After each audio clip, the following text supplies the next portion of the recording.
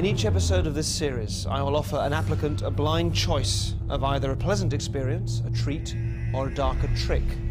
They won't know which one they've chosen, and they may not know how or when it will happen to them. All the applicants responded to advertisements. These are the 6 people that I've selected. They just don't know it yet. Welcome to Trick or Treat.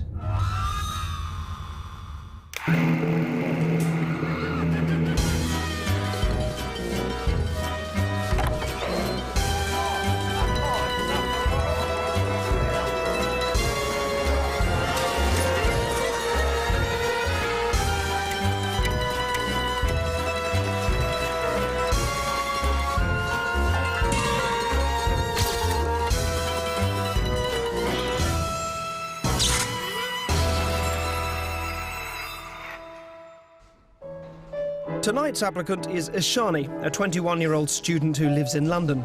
We had her friend invite her to a restaurant in Notting Hill, and we filled the place with extras and hidden cameras. Can I have the squash soup, please? Squash soup? Led by the spinach and ricotta. Gotcha.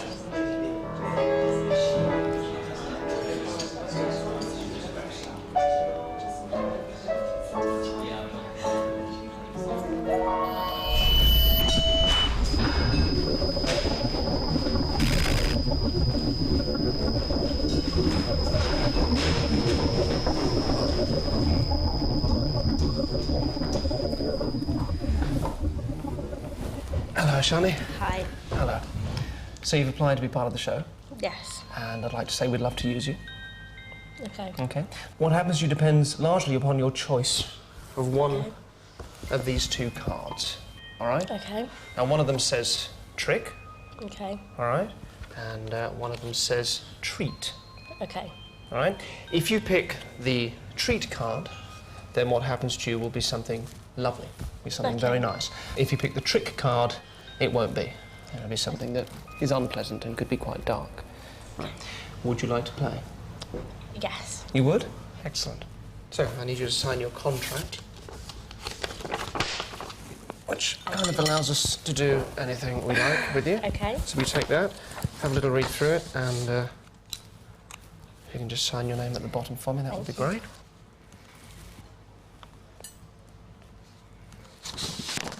Just at the bottom would be lovely, thank you. Made me really shaky. Lovely, thank you so much. Lovely signature.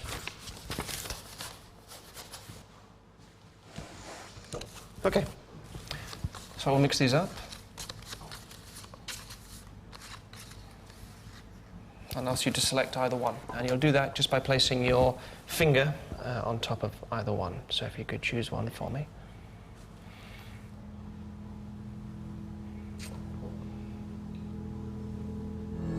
Okay, thank you very much. No, that's terrific. Lovely. Well, you can expect a phone call in the next couple of weeks. Okay. There's your plate back. Thank you. Thank you. Thank you very much.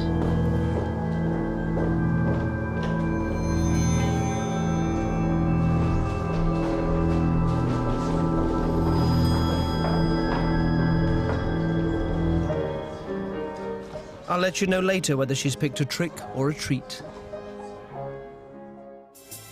Now, I've always been a big fan of Pop Idol, so I was very excited to learn that Simon Callow had agreed to come on the show. So it's never been here before? Nope. Nope. Me neither. No. There was a stately home, now used primarily as an art gallery. Yeah, beautiful. Sure. When we go in, what I've done, I paint portraits, and we've put some of mine up in a room. We'll have a cursory look at them, and then we'll sit down and get into the thing that I'd like to do with you. So, Awesome. these are they. How fantastic. I love you're awesome. Thank you very much. Yes, of course. Yes, of course. Yes, indeed. You just had a new one out? My friend? Of course, yes. And your good self over there. Oh, very nice. A younger, more beardy incarnation. Actually, don't look at it too much for now. Right. I've got a reason. If you take a seat for me. Yes. Yeah. One of the reasons why I like painting these things is because I'm interested in, I suppose, in how much we pick up from people's faces and how much we read, in particular from the eyes. Yes. Because there's so much that we read from a person and pick up at an entirely unconscious level, just purely from the eyes. And what I'd like you to do is to look at mine, and I will look at yours, and I'm going to try and transmit something to you, which will be a word. I'm going to ask you to sort of relax a bit and put your hands by your sides. Thank you. So it's a word that I'm thinking of, which I'm going to try and send to you. It is 4 letters long. All right? It's not a rude word. It is 4 letters long. And very important that at the moment we just verify that I haven't, until this point right now, given you any indication what we're going to be doing today at all. None. So I haven't asked you to consider any words, nor asked you to or put any words in your head, Nothing. or anything like that at all. No. Great. Okay. It's important these things happen right now as we're talking. Good. So if I asked you what the word is that I'm thinking of, it would be impossible for you to know right now unless you just guessed, all right? Yeah. But rather than you thinking it is impossible, what I'd like you to do, Simon, is to sort of just imagine, just sort of almost sort of play the role that you did know, as if it was something easy, as if you had the ability to read my mind, so it becomes an easy thing for you, like a game that we're playing.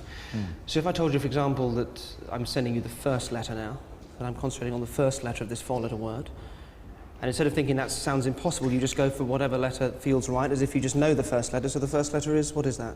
R. R, very good, exactly. So that's just an easy thing, just comes to your mind without you having to worry about it. So now just start to turn that in your mind into a word. You've got the first letter, and there could be various 4-letter words beginning with R.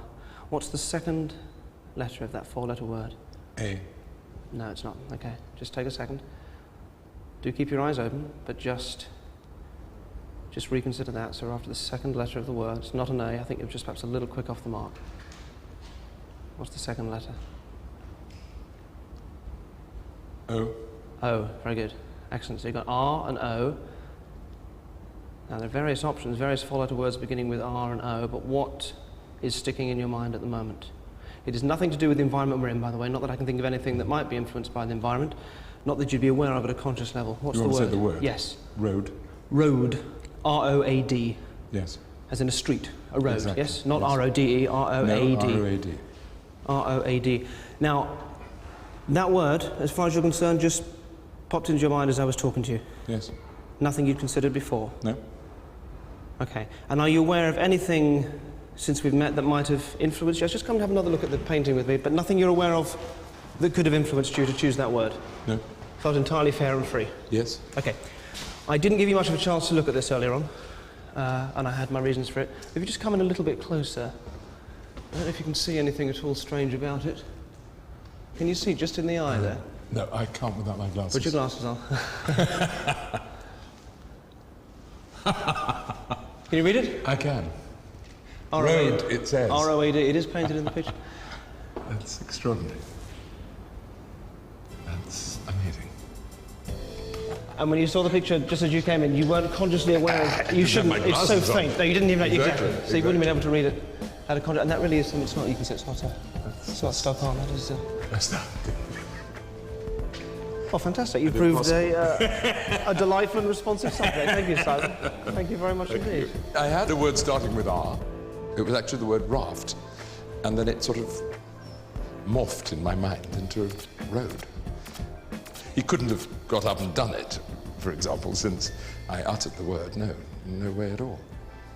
It's what it is. It's there, clearly written in my right pupil. I have Ishani come to meet me so that I can tell her what's in store for her. I know from talking to her that she lacks confidence and is becoming disillusioned with her college work. This will form the basis for her trick or treat. I'm very up and down with it, between getting really inspired and really defeated. I need her to forget everything she's learned so far about her own abilities. I can then start to rebuild her confidence and create a real positive state in which she believes anything is possible. Become something very powerful. Can you play the piano?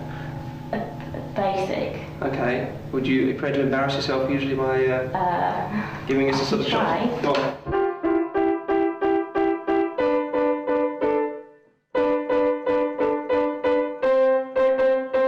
Excellent, excellent. Very good. Take a seat. So 1 week from now, you are going to be giving a concert, a piano recital, at Wigmore Hall in London. But that is the last time you're going to play the piano between now and then, all right? Forget the piano, forget playing the piano, and just focus on the things that I tell you. I have her listen to the piece of music that she'll have to play, and I'm teaching Ishani using 6 or 7 different levels of unconscious learning. So the music becomes something that you feel inside of your limbs, inside your head, along your arms. We continue to monitor Ishani to ensure she's doing the exercises I set her. 1 week from now, she'll have to play at Wigmore Hall, the famous chamber music venue. I'm really looking forward to it, but the kind of thinking part of me would really like to know what's going on. There seems to be something missing. After the sessions with Derren, I don't really remember that much. I don't really think about it. I really haven't discussed it with my friends. I suppose they're slightly concerned that I'm spending hours with a crazy mind control guy and I don't remember what's happening. Ishani has returned for her final session with me. In 3 days' time, she will have to play a piece of music at Wigmore Hall. So each line and each space corresponds to a note on the keyboard, all right? And forgive me if you... I start with a rudimentary introduction as to how the notes on the manuscript paper relate to the keys on a piano. E, I'm going to go F on that. You take a mental photograph of each page. Throughout the session, I continue to use a variety of subliminal techniques to develop her skills. It's just about forgetting everything and forgetting playing the piano and just allowing yourself, just focusing on that area around your feet, storing and archiving. Imagine yourself on stage with the advantages of a slowed down sense of time. So your own internal process is working so much quicker than the outside. You can believe that it's hopeless and that you haven't got a clue how to play a note. You can believe that if you like, or you can make the choice to allow what's lost in the music that you're creating. More of Ishani later. We go to Gallagher's Steakhouse in New York. It was one of the first Prohibition-era speakeasies for the gamblers and stars of Broadway. Tonight, diners have been told that there is a camera crew documenting the abilities of one of the waiters who claims to be psychic and handsome. Hi there, how are you guys doing? You ready to order? Yeah. Yes. Okay, don't tell me what you want, I'm going to try and do that for you. Oh. All right? Okay. So, first of all, I'm going to put you both down, I think, for the same starter. And I think that's going to be the soup. Yeah? Yeah. The main course, I think you're going to go for a lighter option. I don't think there's actually vegetarian there, but I'd put you down, I think, for the salmon. Yes. I'm going to put you down for the steak. Yeah, of which there's more than one. We'll go for the... Got to do better than that. Hanger steak? You got it. How'd you like that, medium rare? You got it. Desserts, again, lighter for you. So cheesecake for you. And so I'm going to go for the custard or the sorbet. I'm going to go for the custard for you, am I right? Yes. Excellent. Good, well, thank you. Well, if you don't mind, I'll take this a little bit further. I think you both see yourselves as highly dynamic and charged people, and people that seem to sort of circle the world in a different orbit from the rest of us, and they tend to make otherworldly connections with each other. So I'd imagine one of the things that brought you together would be the fact that you'd be the same star sign. Is that correct? Yeah? Now, it's bullshit, and I don't believe in that, but Pisces, Aries? Aries, Pisces, one of the two? Yeah? Aries, great, okay. Think of something I really couldn't know. Do you have a pet? Used to. Used to? Okay, what type of pet? A dog. A dog, okay. Can you remember his name? Or her name? Great, okay, just say the name yourself. In fact, just pick a letter somewhere in the middle of the name. All right, I'll just try it with a letter somewhere in the middle of the name. You just look at me and think it's an L. Is that an L? Yeah. Yeah? Great, okay, and just say it yourself. This is a dog you used to have. Died a few years ago? No. No, you've given him to somebody else. Okay, all right, Riley? Riley? Again? Riley, okay. Excellent. And is James proud of you? Yeah. Yeah, your father? Yeah. You see, what you've learned from him, you've learned a real, a kind of a dislike of authority, dislike of being told kind of what to do, constantly trying to... You have trouble paying your car speeding fines, speeding tickets. It was like a parking ticket. Did you get into trouble for it? No. No, I can see you not paying parking tickets and getting into trouble for that. When you were young, you did something with your sister. You cut or damaged or something your sister. Was it with a razor? Yes. Good, you should call your sister more often. Elizabeth? Yes. Yeah. Oh my God. You should call her. She'll visit more often if you talk to her more. Enjoy your meal. I'll go get you food. Thank you. The thing is, I didn't pay a ticket, and I lost my license. I don't know if you meant that. It's the morning of the piano recital, and my first session with Ishani was only just over a week ago. She still isn't sure whether she chose a trick or a treat. Can you play the piano? Basic. You are going to be giving a concert, a piano recital. But that is the last time you're going to play the piano between now and then. Do you know what card you picked? Do I know what card I picked? I think I picked a treat. I think it feels like a treat so far. If I don't completely go with it, then I know there's even less chance that it's going to work. Yeah. No, it will be fine. It has to be.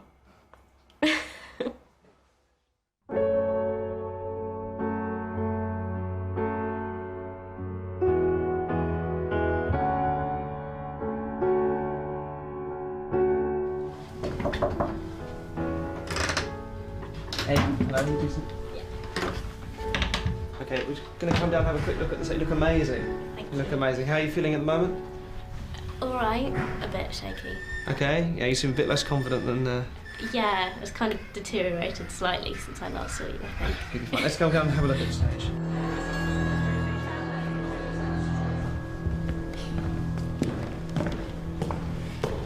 This is a piano. Have a seat. Just get comfy. No playing. So, just so you know, just to give you a starting point, the first notes of the piece are this C here and this C here. Okay? Mm-hmm. Now we need to let the audience in because people are already here. They're sort of mingling around in the foyer. Okay. It just seems insane. I think either me or Derren or both of us are insane. Ishani is one of 3 pianists performing today, and we've made sure she goes on first in the concert.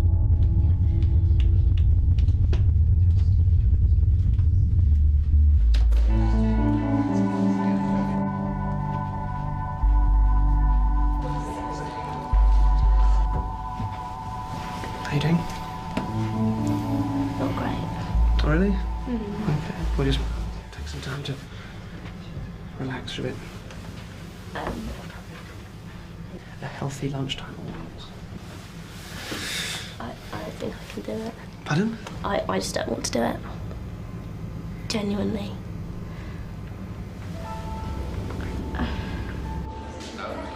That nervousness, that adrenaline will, it will aid your performance. You'll be fine. Just trust it. Sit down. Start playing. It'll all come. This is a sophisticated lunchtime audience who regularly attend recitals and are used to a very high standard of playing.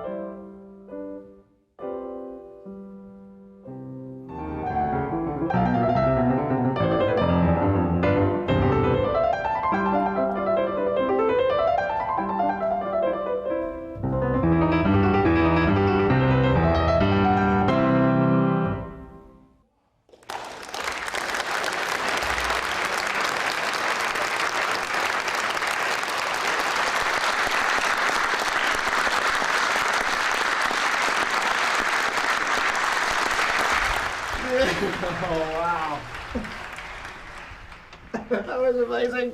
Thank you. How are you doing? I'm really, really shaky. Come on, let's go have a drink. Was that the first time she'd ever played the piano? Very impressed. She must have a lot of concentration. She also must be very bright, I would guess. Simply amazing. I mean, you can't believe that, really. I mean, there'd be questions asked about that, I should think. Oops. You look like you'd played the piano all your life. Yeah, it was really strange. I was terrified, but I just really got into it, and it was really fun. It was great. Thank you. Thank you. And it just felt natural and normal when you were doing it, or were you like, what the hell are my fingers doing? Or no, it felt like I'd played before. It felt like you'd played a million times before. Yeah. Excellent. Well, Cheers. Thank you. Cheers. You did play amazingly, and the real reason why you played amazingly tonight is that you have actually played all your life. You've been playing since you were tiny. You've played all your life, and you are a very good pianist. The reason why I did this was because when I first spoke to you about playing the piano, you told me that you were sort of a little jaded by it, that when you were 7, you were able to play, and it was something exciting and powerful. Yeah, take a drink. Something exciting and powerful and positive, and that as you'd grown up, it'd sort of become something you'd kind of lost that excitement and lost that connection with. I'm very up and down with it, between getting really inspired and really defeated. All the practice that I've taken you through wasn't really to teach you how to play the piano in a week. It was to do the opposite of that. It was to undo all the teaching that you had and to make you forget how to play the piano. Forget the piano. Forgetting everything. Letting go. You haven't got a clue how to play a note. Forgetting playing the piano. Playing the piano. It's not about that. And when you weren't with me, I always made sure you were unaware of what I'd been doing.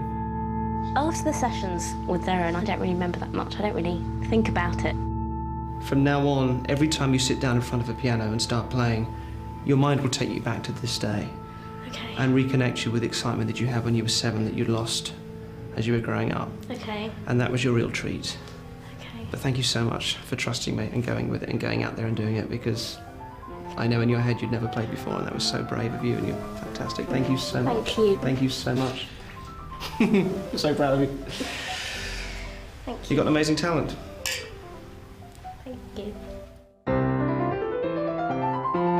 Since the concert, I've been very, very, very excited, just beaming all the time. The experience has made such a big difference. I had an exam quite recently, and I got the result, and it was much better than I had expected. It's definitely been seen as a positive thing by my tutors.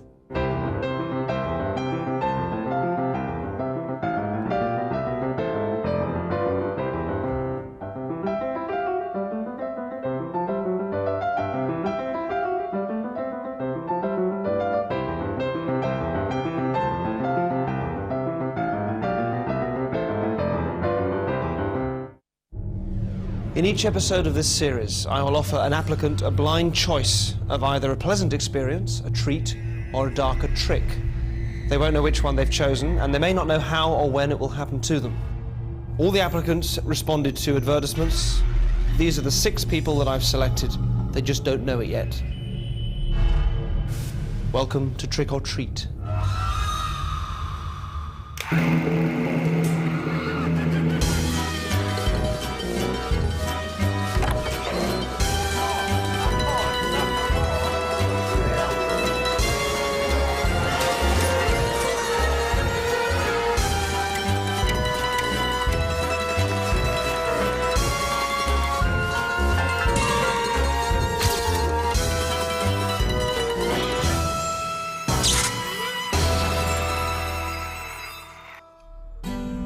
Tonight's applicant is Stephen. He is something of a conformist who lives an ordered life and, like most of us, is used to doing what is told.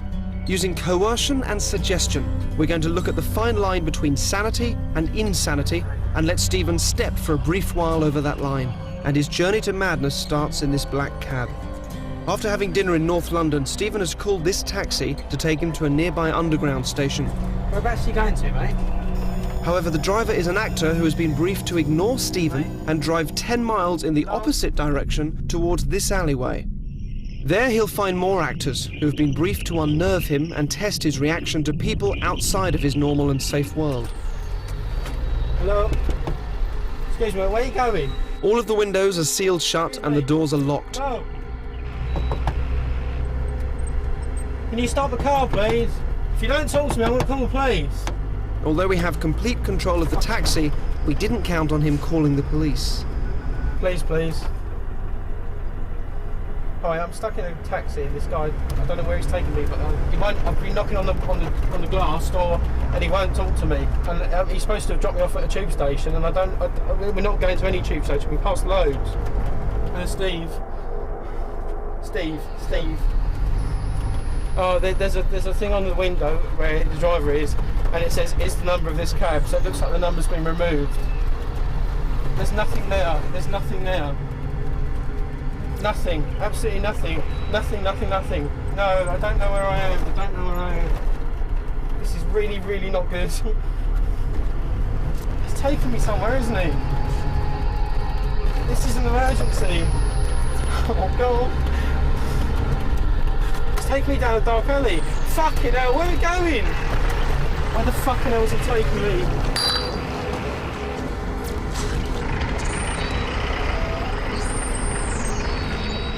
I don't know.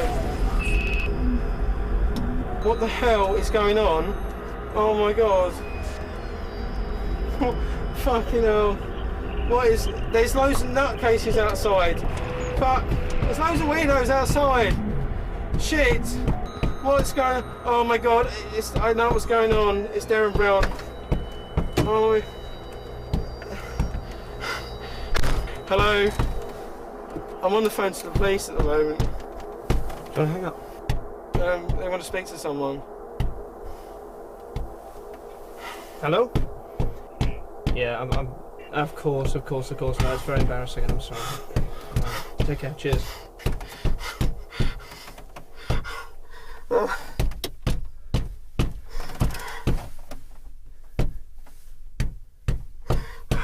She volunteered to be on the show. Yes. A little while ago. And we'd love to use you. Okay. All right, let me explain to you how the show works. Right. You get to make a choice of one of these two cards. All right? One of them says trick, and one of them says treat. Right, okay. Now, if you pick the card that says treat, then what happens to you will be something nice. And if you pick the one that says trick, then it won't be. Okay. Okay? Do you want to play? Yeah, go for it. Okay, great. I think that might be the police again. Do you want to cut them off? Shall I? Yeah. Okay. Here's your contract you need to sign. This just allows us to do anything we like with it. What's your name at the bottom? Right. Oh. Thank you very much. One man's sanity is another man's insanity. One man's treat is another man's trick. So you're going to choose one of these two cards. Just choose one by putting your finger on one or the other. That one there. Stephen's taxi ride is just the start of a longer and stranger journey that will reveal what could so easily exist in all of us. Thanks very much. Speak to you soon. Okay, thanks.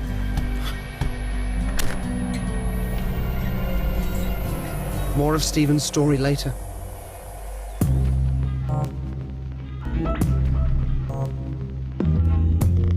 The idea of vibrational energy systems existing within our bodies that can be triggered by a variety of crystals is a mainstay of New Age thinking.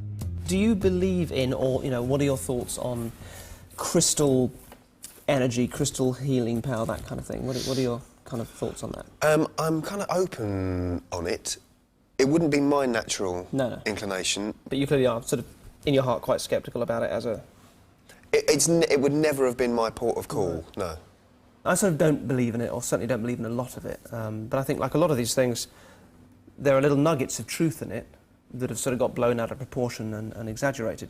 And with crystals and so on, what it's based on is the scientific fact, if you like, that we are all molecular beings. We're all made of molecules which vibrate.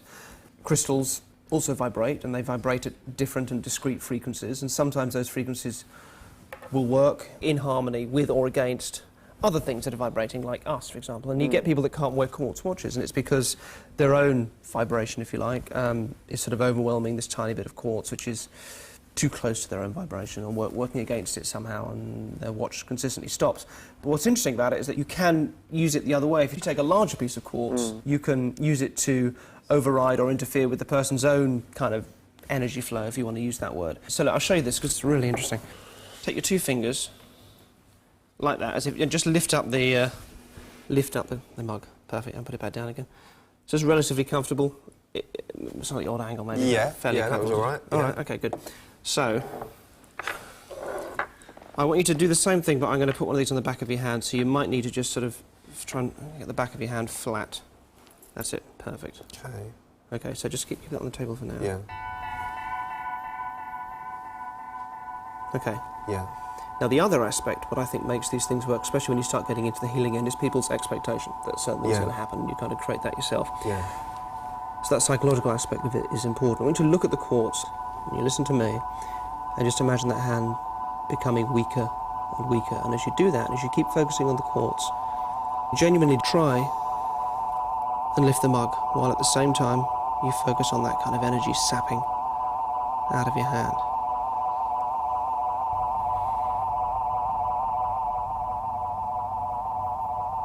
Really try, just with those 2 fingers. Go on, just try. Really heavy, but keep... What's happening as you're trying? Ridiculous, man. That's okay. Yeah. And heavy? I'm going to drop it. I'm going to drop it. Really heavy? Yeah. That's ridiculous. So what was, just as you were doing that, what did that feel like? Oh, God. It felt really heavy. It felt stupidly heavy, yeah. And you're genuinely trying? You're not just helping I was trying. No, I don't want to help you at all. No. So you're genuinely trying? I was exerting the same amount of pressure. Try this. It works in ways. Stand up. I'll stick with the same stone. So what you're going to do is you're going to put this in the other hand. Are you right-handed or left-handed? I'm left-handed. That's what I thought. Okay, so hold that there. Hold it. Right. Okay. So with your other hand, you're going to hold on to just the end of the pencil there. All right. Now don't lift it yet.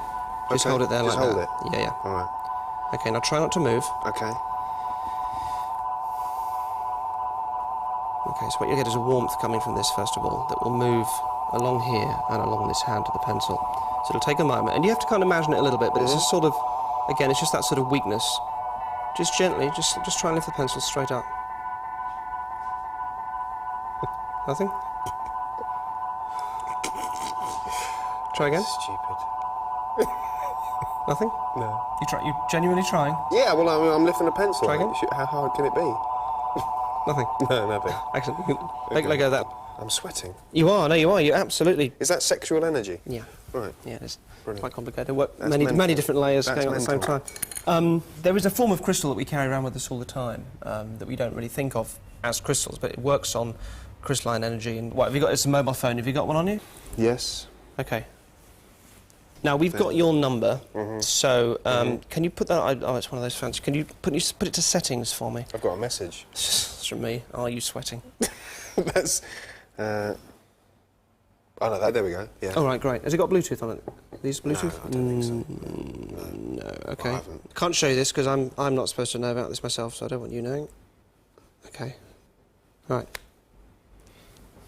Okay. Take your crisps and sandwich and just hold them like that. Okay. Okay. I'm going to hold this on the back of your neck. In a moment, I'm going to get somebody to call you. All right. What you'll feel is you should get like a prickling feeling in the back of your neck. All right. Okay. It is safe. It's only going to be for like a minute or so. All right. When I tell you to, you're going to try and lift the plate up. Can we call, please? Thank you. Can you feel that? Yeah. Okay. Focus on the plate. Focus on it. Try and lift.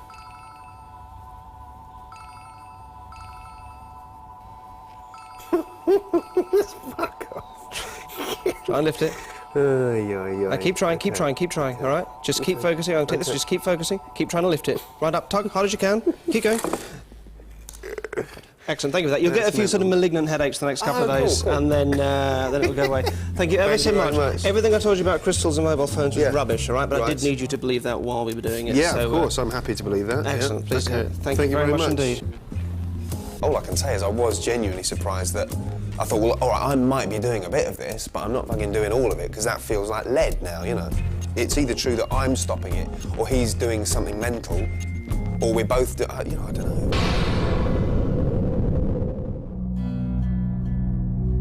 Stephen received a phone call telling him to be at Trafalgar Square at midday.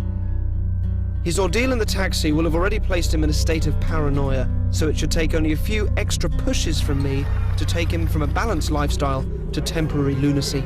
Take me down a dark alley. Fucking hell, where are we going? There's an actor handing out maps to the passing public. Map to madness? Each one contains directions to a room where a machine that I've designed awaits. So far, no one has followed the map. I believe Stephen's personality will impel him to follow the directions that will lead him towards the room.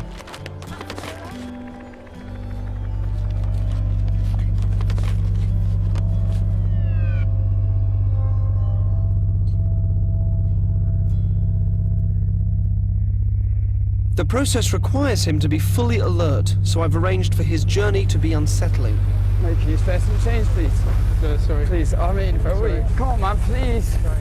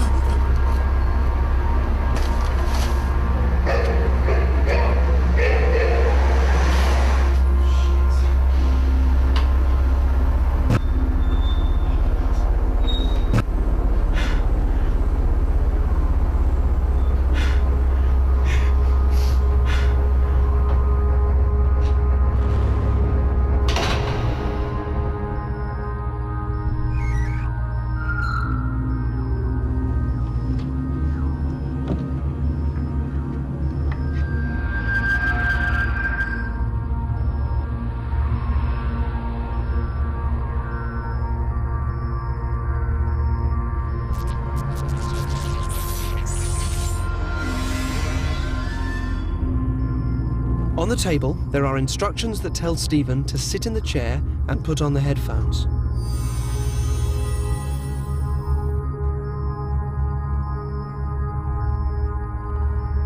This reprocessing technique is the final trigger in sending Stephen temporarily insane.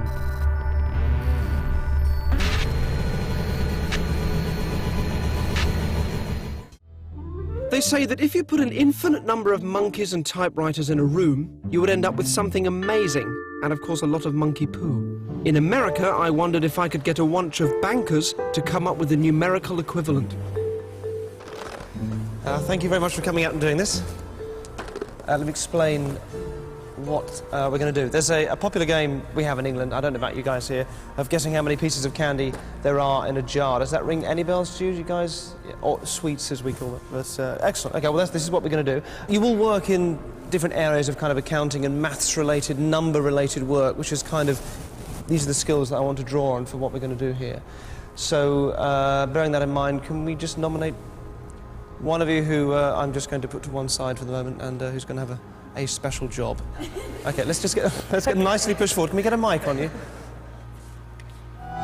Let me explain what your role is here. There's a board and sort of easel just over there. You're going to be writing down people's estimates. The reason why we're doing it like this is that if any of you see or hear what other people are choosing before you, it does tend to influence you, and it makes you sort of gear your own estimations towards what other people have said prior to you. So please do so quietly and don't come back and discuss your figures with anybody else. Amy, you also get to go first, all right? So you please come and have a look at the jar. Take a moment and have your guess. When you've got a number in your head, just let me know. Have you got something? Yes. Great. If you head over here for me then. This will be our writing area. You take the pen, put your own number at the top. Okay. You'll be person number one. Okay. Great, fantastic. Let's go with the lady there in the middle.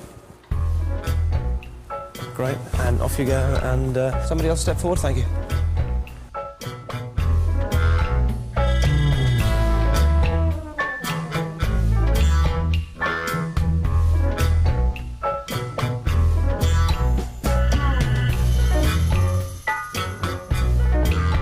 Everybody done it?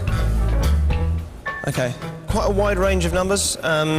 It's a very deceptive thing. The correct number of sweets in the jar is 136. It is only 136, nowhere near as high as it looks, partly because there's something else in the jar, which I'm going to take out in a second. Anybody get close to that? Oh, somebody got 100. Who got 136? Was that you? Oh, congratulations. Just get a mic on you. What's your name? Rebecca. Rebecca, come forward for me. Thank you, Rebecca. Good. Well, first of all, congratulations. Thank you. Let's just come around here. There is a couple of other things going on here. First of all, I'm interested in the sort of the psychology of this and how people make their estimations and how they do this. And there's a certain sort of person that tends to do this better than other sorts of people. And also, I got a chance just to have a look at you guys earlier. Right? Just if you take the lid off. Sorry, do you want to just grab hold of that for me? Thank you. If you reach inside there, and just, you need to reach in the sweets a bit and pull out, there's a sort of a scroll. Great, you want to open that up for us? Now you've got to read this out in your nicest, clearest voice. From the top. There is a certain type of person who I think will estimate the correct number with the greatest accuracy. Firstly, it will be a woman, not a man. I also expect this to be someone who works in the field of brokerage. Her dress sense... Is that true? Yes. Okay. Her dress sense will suggest a sharp mind, simple colors, and probably bright colored shoes. Jewelry will be silver and uncluttered, maybe a large ring. There will be at least one other accountant in the family, probably on her mother's side. From looking around the group, I think it will be the girl with the ponytail and the green army-style top.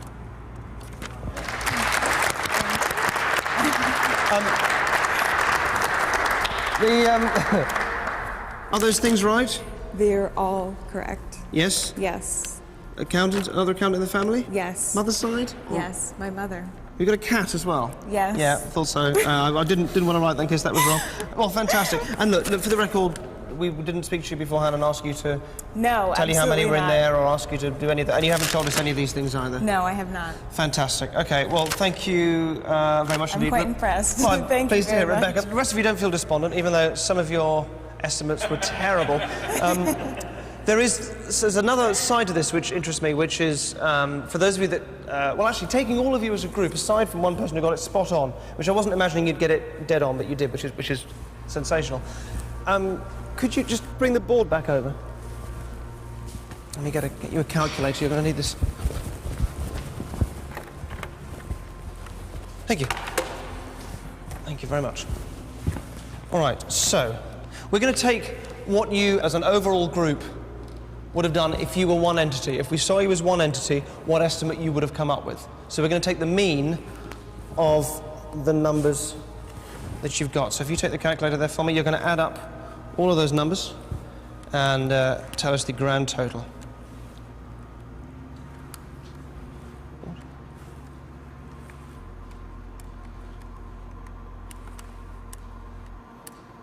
That sounds about right then. Okay, so the total is 2,856.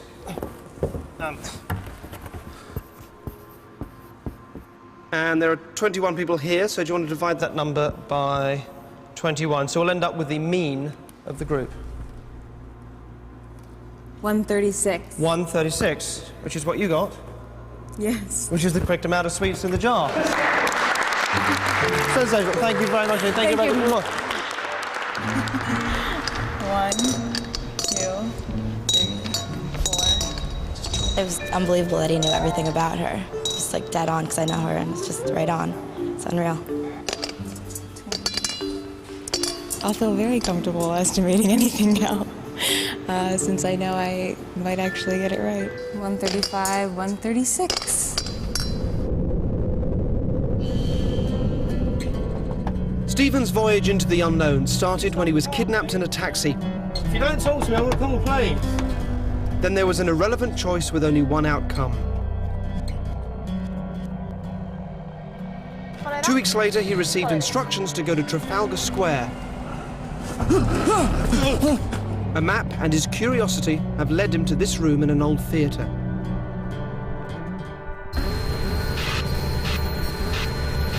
I've aimed to remove all his normal barriers to acceptable social behaviour. Its effect is only temporary and is perfectly safe, but it is nonetheless very powerful.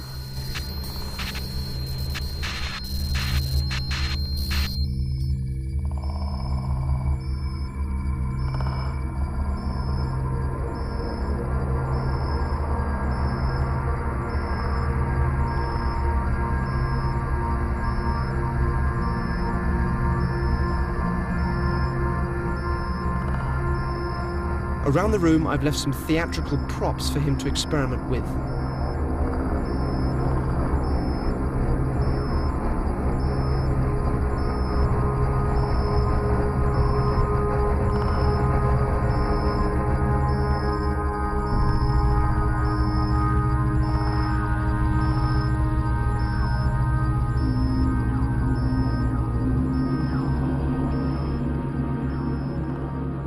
The general public are about to experience Stephen's temporary lunacy.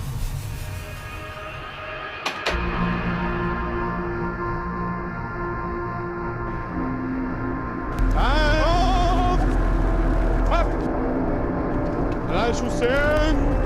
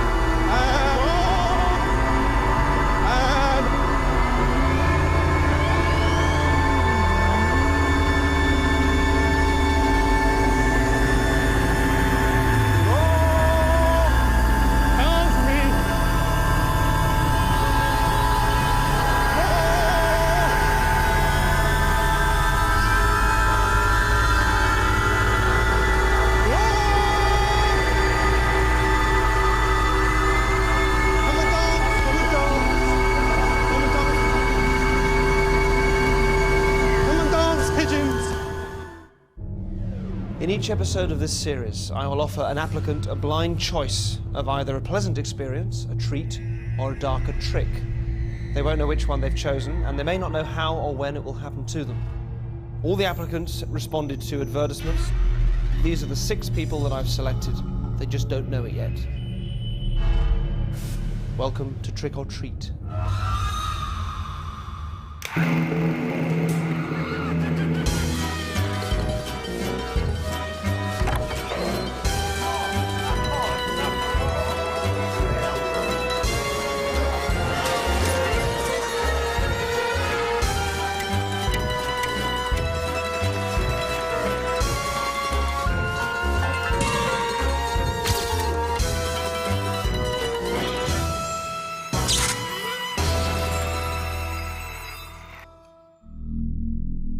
Tonight's applicant is Richard, a 20-year-old student from Wolverhampton.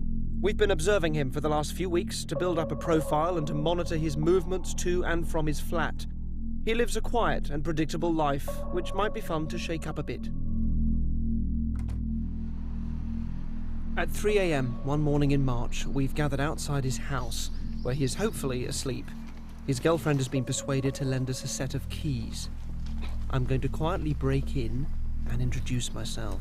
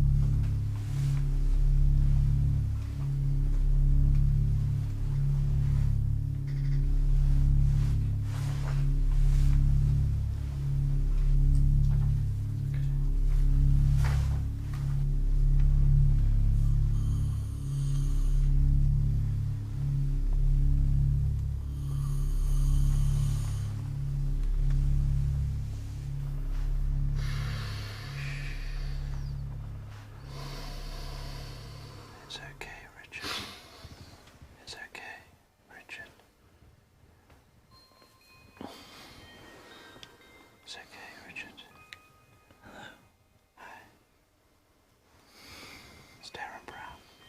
Nice to meet you. You too. You volunteered to be part of the show a while back. Do you remember? Yeah? Okay. We'd like to use you in the show. I need to explain to you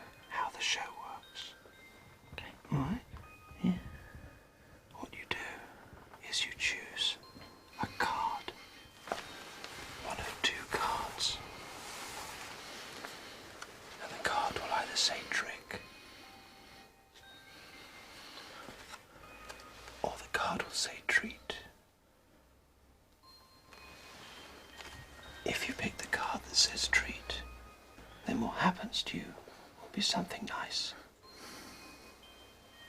If you pick the one that says trick, it won't be. Okay. Okay? You won't know which one you've picked.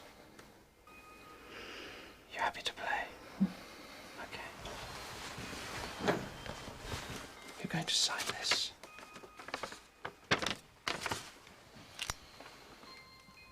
Now it's a little bit too dark to read. But it's a contract that allows us to do what we like with you.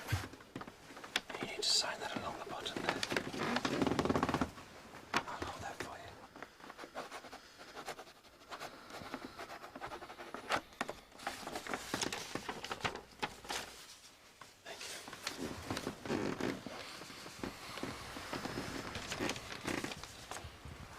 Choose one of the two cards, Richard.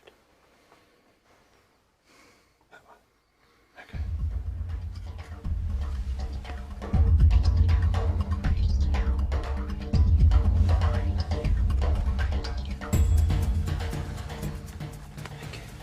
Just go back to sleep. For Richard's trick, I'm going to have him collapse asleep in London and wake up 1,500 miles away in Morocco with no explanation. And for that, I'll need his passport. He will have no memory of the journey or of any time having passed.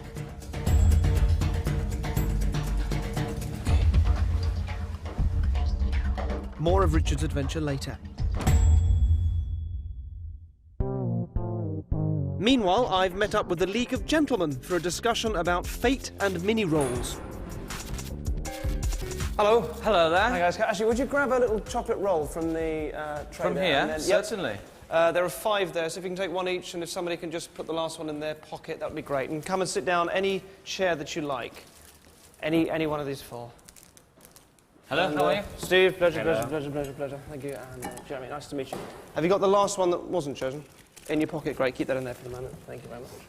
Well, look, thanks so much for coming out. Thanks for doing this. I want to show you these.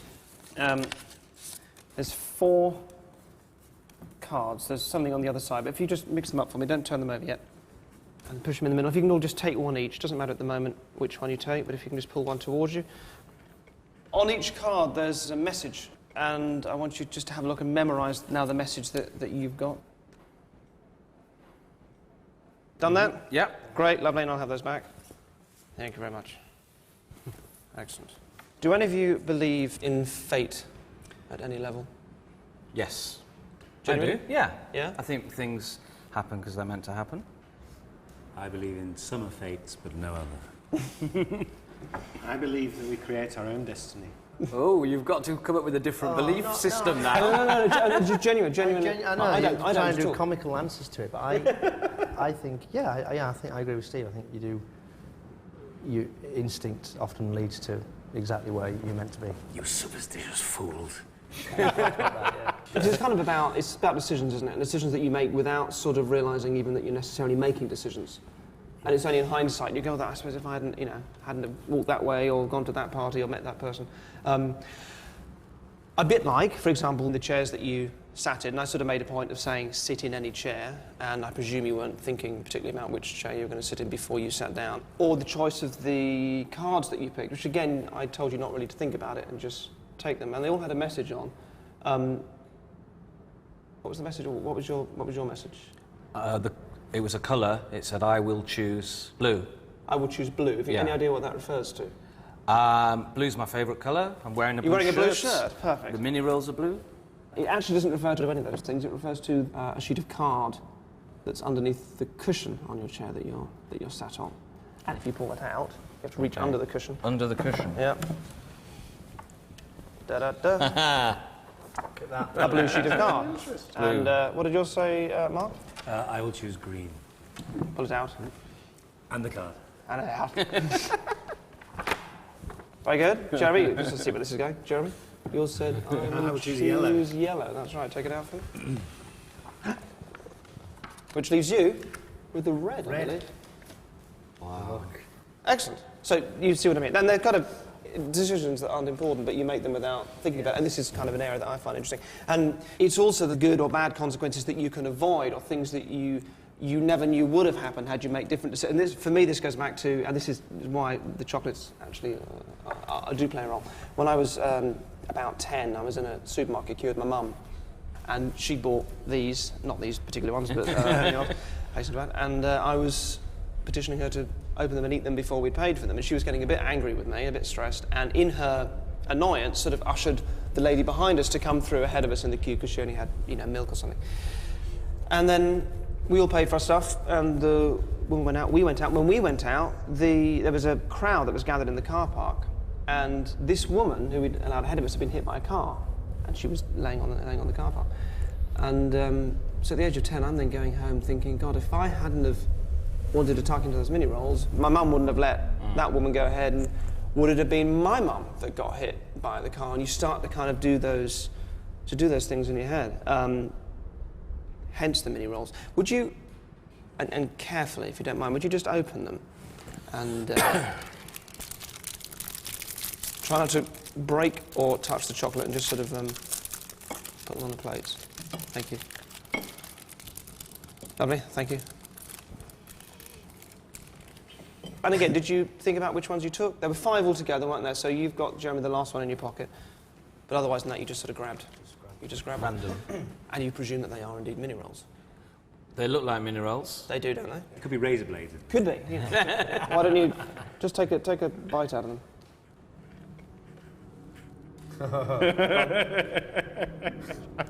Go on.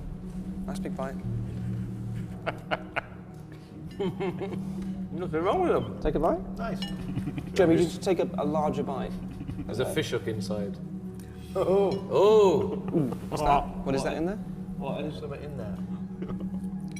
No, it's just sponge and cream. That's it. Just the way he was eating it, he made it look like it was... Jeremy. Look at this mess. Yeah. No, that's fine. That's great. No, that's what I was hoping for. Excellent. So the last one, there was one left. You put one in your pocket, didn't you? Did you pull that out? Now look, you need to really carefully, Jeremy, just undo that, and just so we don't confuse them. Don't just pass me your plates. Get that out of the way. Okay. Okay, just on there. All right.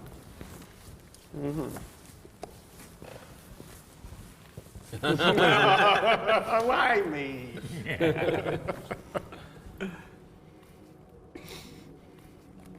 So look, before you do this, and do be careful, but you did just take any one. Yes. I would suggest you just take hold of the edges of it and just... Which way? Towards you? Yeah, either way, really. Just do be careful. The gas. And again, I'd go a little bit further. Careful. Look. Oh, Jesus. Dirty. Just, Get it out with those. It is a razor blade, is it? It is. Jesus. Send it back. That Wow. There it is, look. Oh my yeah, that's what I was hoping it would be the one you didn't. Thank you for coming on. Thank Take you. Part in that. A pleasure. And For Mark, saving thank our you so much. lives. You're shaky. And Rhys. Thank you. Thank you. Thanks very much. That was literally just pick any one, wasn't it? It was. There was no compulsion. There was no shenanigans. No, totally random. We walked in a random order, chose random chocolates, sat down in random chairs, so... And also, you'd have ended up with 2 and you just picked...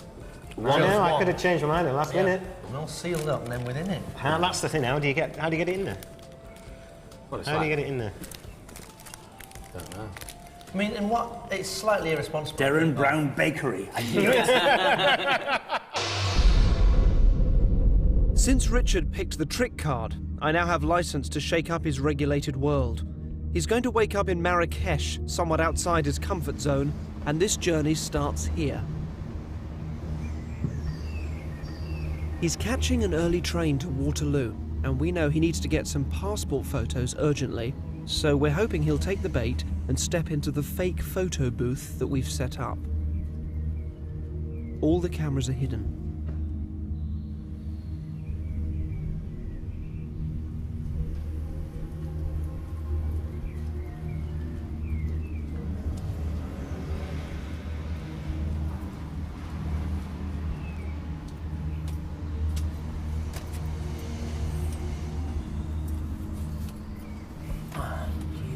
One coin at a time, don't drink Richard, sit comfortably. This is Derren. Just allowing your eyes to close. Really relax. Really relax. I'm going to come and give you a hand. Just allowing your eyes to close. And move you come and give you a hand. Just allowing on your own.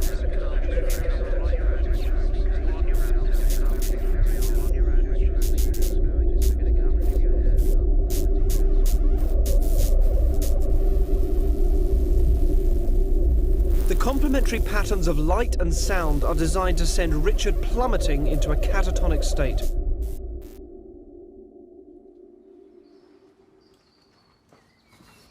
Okay, let's get the van, let's get in there.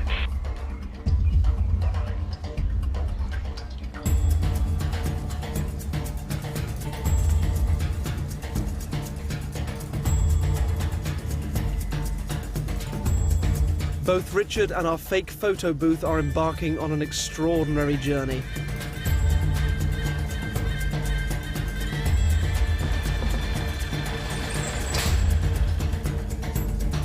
Now, I don't know how long he will remain asleep for, but for the first half hour or so, I talk gently to him to keep him in this state. We arrive at Heathrow Airport a bit late and apprehensive about the check-in. As it turns out, we get through check-in and security without a hitch, but the authorities don't allow filming after passport control. However, we do take a series of snaps throughout the journey. Any recognisable faces and logos are blurred. Richard is now sleeping very happily with no help from me.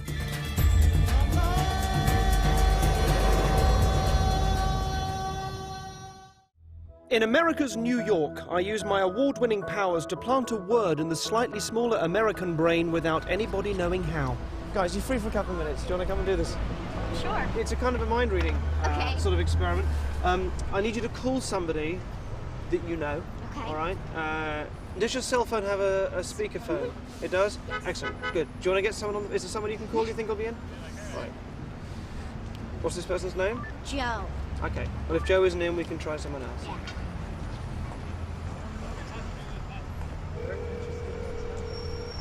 Is that on speaker at the moment? Yeah. Great, cool. Actually, if you want to hold it, if you hold it in your hand like that, then we'll both be able to hear it, and the mic will be able to pick it up too. Joe? Yeah?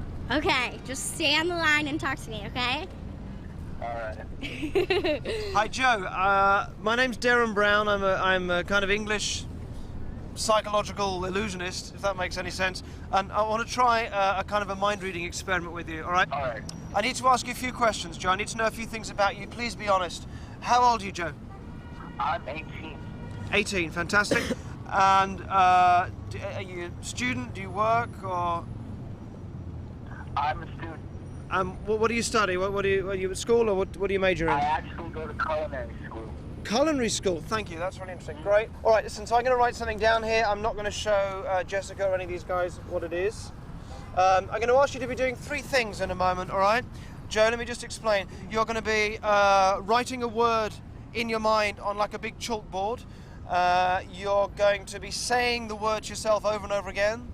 And then you're also going to try and do the whole thing without really thinking about it, right? So that's 3 different kind of cogs that are going to be going round in your mind at the same time, all right? But let me just write something here first.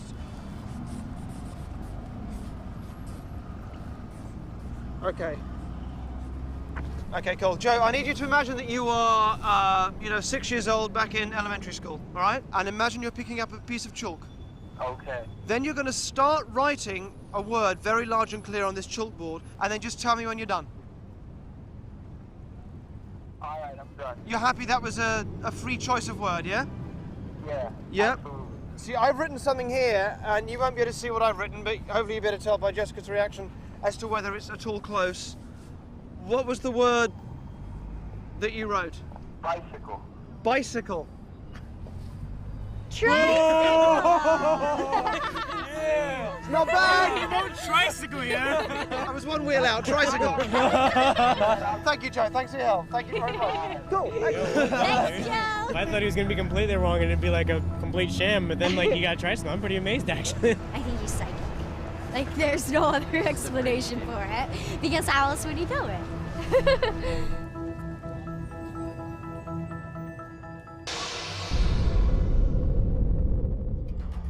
Our participant, Richard, was offered a blind choice of trick or treat. His trick started when he collapsed in a photo booth in London. Although he doesn't know it, he and that photo booth have travelled 1,429 miles and are now in Marrakesh.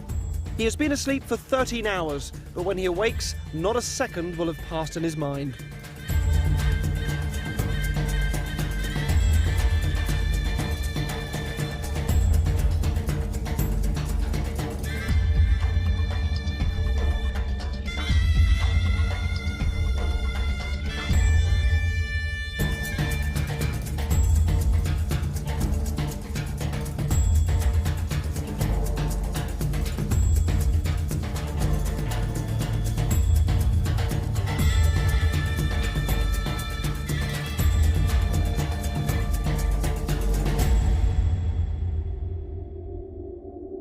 Whilst he was asleep, an anonymous envelope containing his passport, his return flight details and some money were placed in his pocket.